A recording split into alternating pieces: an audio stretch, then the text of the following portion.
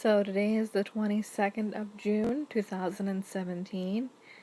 Um, it's being a long day because I'm working on things for this class that I'm actually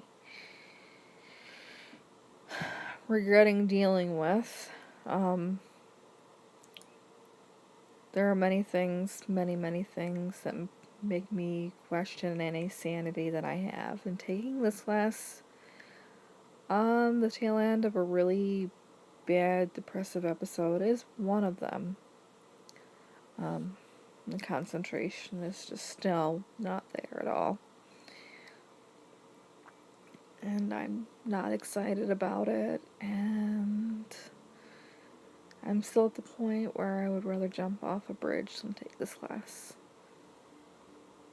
And that's the problem still, is the whole bridge jumping thing, is that I'm still thinking about that. I do recognize that that's a problem, and it's good to recognize when you do have a problem. It may be just something that I'm going to deal with for the time being. Otherwise, I don't know what to do with it. You know, I have these people I know that love me, that care, that are showing their love, and part of me absolutely knows that. You know, I absolutely know that these people are there for me, but then there's part of me that doesn't think that's true. You can probably see that and tell and hear that I'm actually having a pretty rough day. I'm a woman, and right now hormones are kicking in too. And it's really unfortunate, always as a woman. It's always not, it's never a good particular time. For those of us who already suffer from depression, I feel like it's worse. And I feel like it has been an issue since I went through puberty, which is never pleasant for women. And I feel like a lot of my issues came along with puberty.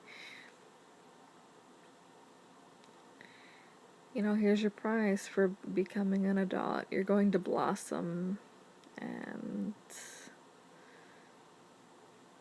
spend the rest of your life living with a mental illness. Yay. So that's my struggle today. It's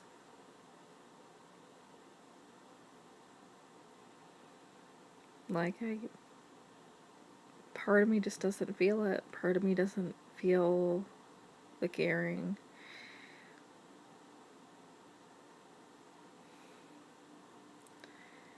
And part of me is just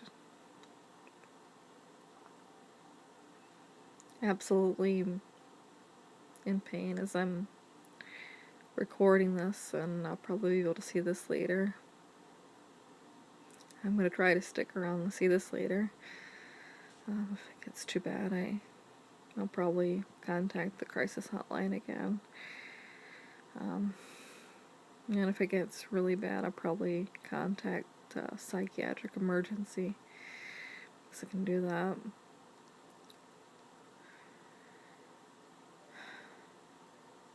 But it really is hard. I have a good life. I have a whole lot going for me in terms of what's going on out there. I've got friends, I've got a husband that loves me very much. I've got a job. It was really hard to get the job. I've got a degree. It's only an associate's, but I have one. I have 2 cats. I have a house full of, books, and I have artwork, and some of it that I've made. And I deal with, on a fairly regular basis, the fact that part of me just doesn't want to be here. It's like I told my husband, I said, it's not that I want to leave you, and it's not. It's not that I want to leave anyone behind. It's just that I get tired of it. I get tired of feeling this way.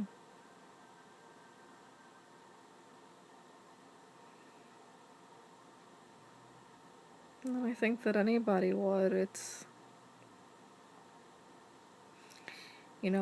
the example of the burning skyscraper, and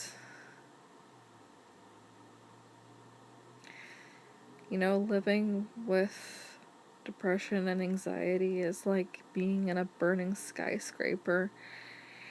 And sometimes I feel like I have two choices, and it's either, you know, burn to death and just be completely unrecognizable and being in immense pain the whole time, or jump.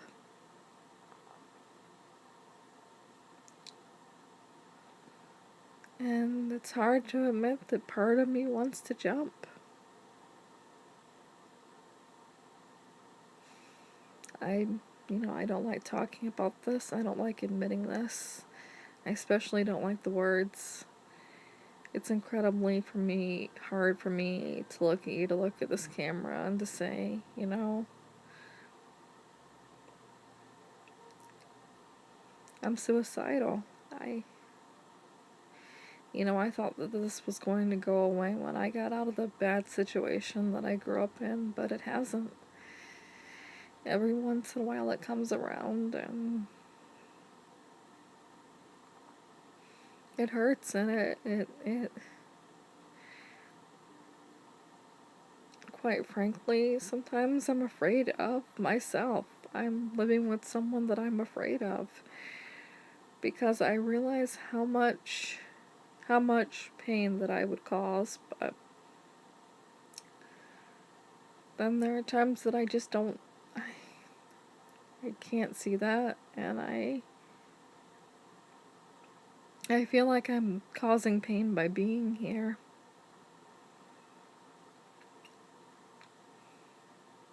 And I just don't want to.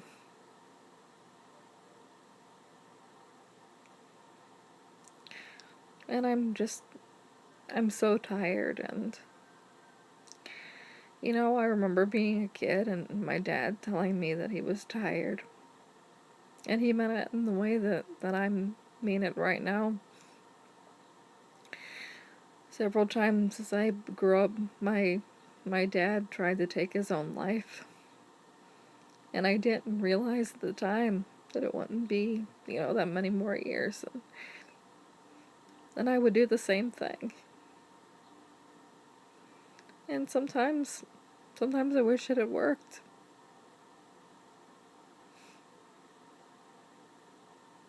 Because I'm just tired of it. And I can't believe I'm actually saying that, but I'm tired of it. And, there are things that are helping. I have some better days, but this isn't one of them. And I feel like, part of me is like, you should stick around here. You have friends, you have family. Some people don't even have that. And, wanting to be an advocate for people who can't talk.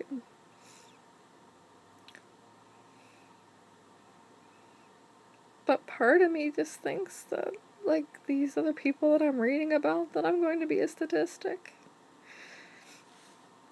I don't know when, I don't know how, but sometimes I feel like it's inevitable. Because I can't stop thinking about it. I thought, I would live, I would survive. I went through so much. I went through, being in the hospital. And I came out of that better. I've been through a lot of therapy.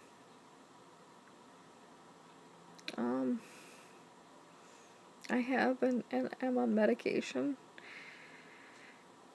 and I'm anticipating that for the rest of my life.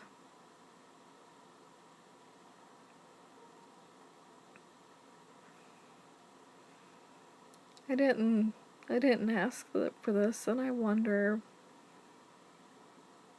sometimes I wonder what my parents would, I wonder if they'd been like me, if maybe they would have chosen not to have children if they knew.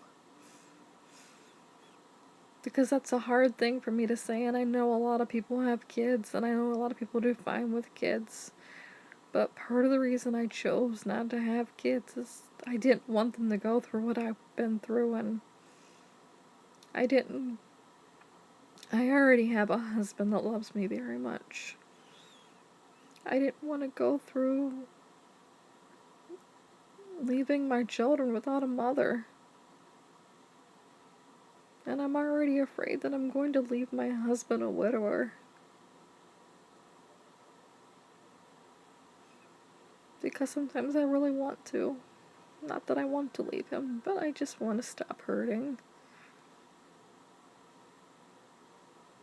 I want to stop feeling inadequate and like my life doesn't have meaning. And like everything is pointless. I don't want to feel that way. And I'm trying as hard as I can right now. And the 10th of July, maybe sooner. The 10th is the day my appointment is set up. I probably do need my medication messed with again. And I say sooner because I do have their emergency line, and my psychiatrist said that if I felt suicidal that I could use that line. It's hard, because I don't know. Right now, I don't know how serious I am. I know that I'm feeling that way. I don't know if I would actually do anything, and I don't want to jump the gun if I'm not going to do anything. Because of what that could mean. So, I live in the United States, and I have actually pretty good insurance. But my insurance only pays 90% for an inpatient stay, and those can get expensive pretty quickly. And with my job, I only work hourly, and I don't get sick leave or anything like that. And so if I'm not there, I'm not making money. And it could be, 6 days like the last time. Though without an insurance cap, it could be longer. I mean, I know it wouldn't be indefinite, but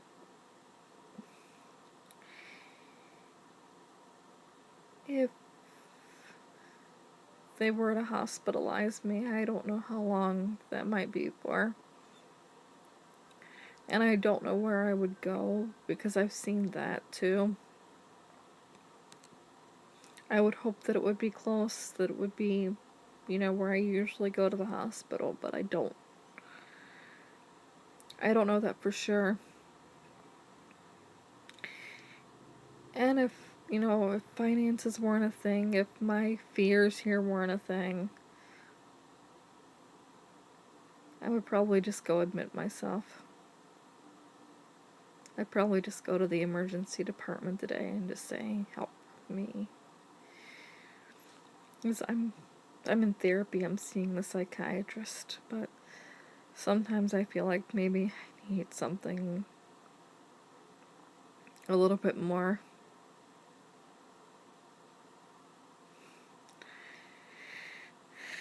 God, I don't like struggling with this. I don't like if this is the hormones, I don't like what they're doing to me. And I don't like that I was okay in therapy today and couldn't show any of this. Because for some reason I always put on the best face when I'm somewhere else. But this is me, this is raw. I'm stressed out from this class. I'm dealing with some suicidal thoughts. I'm still very sick at this point. I don't want to admit that. I don't admit that it hurts. I don't want to admit that I've been thinking about what it would be like just to let go. Just to stop.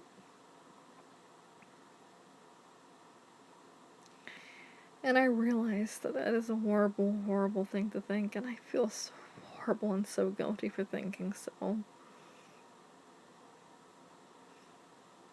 I'm 34 years old, and sometimes I think 34 is enough.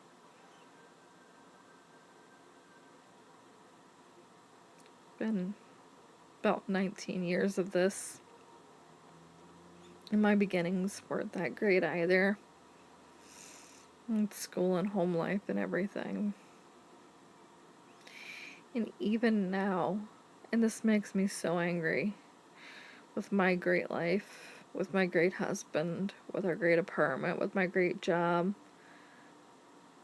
I'm still fucking depressed. And it makes me angry. And I don't know what to do. And I hope maybe having my medication modified helps.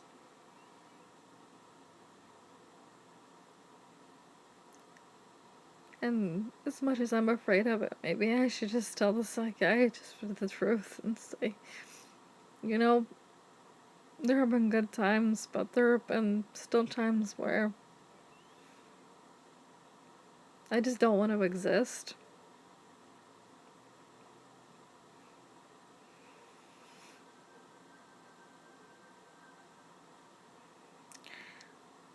I, I forgive my dad so much because I understand so much. I didn't understand when I was younger, but I understand now.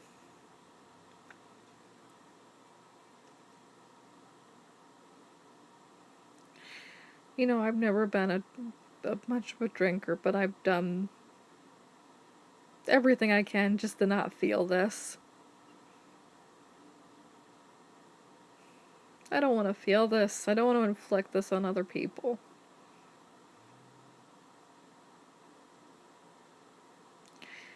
And when everyone always said, you know, your problems are all in your head, you know, my first thought was always, okay, then let's get rid of the problem. Let's get rid of the head. And sometimes it's still hard not to think that. It's still hard not to regret that my last day at age 20 wasn't my last day. And sometimes I just want to go out there because I could. I just want to go out there and buy a gun. And I know there's only one thing that I would do with it. There's only one thing that leads to.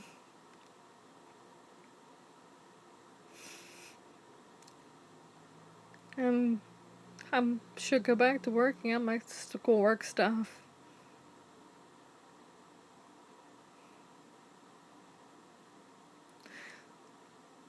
But it's hard to care about that. It's hard to anticipate a future with me in it. And maybe I should just stop fucking around here and just fucking tell somebody. I don't know. And maybe I'm going to be okay. I don't know.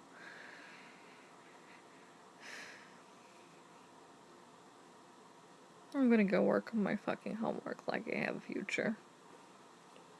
Thank you.